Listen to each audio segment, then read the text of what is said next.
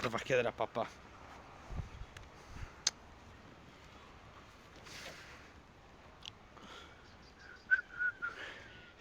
Ciao ba, ascolta Bagu Bagu, oggi è San Valentino e niente, devo uscire con la mia ragazza, ci stiamo frequentando da poco, ma qualche consiglio, che cosa mi consigli di fare?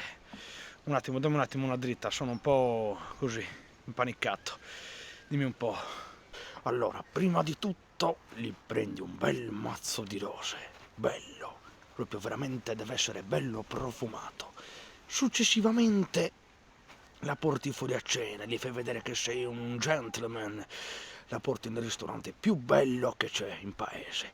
Dopo che l'hai portata lì, gli offri un sacco di cose buone, ovviamente, tutte le cose più buone, tutto quello che lei desidera, tu glielo offri, perché sei una brava persona tu, come ti ha insegnato papà, ok?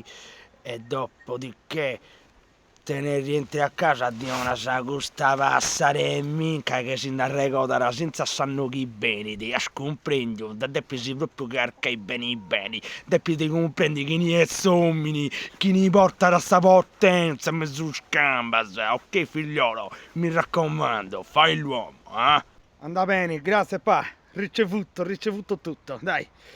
Grazie sempre per i buoni consigli che mi dai, che mi sai dare e che mi hai sempre dato. Dai, ci sentiamo. Ciao pa, ciao.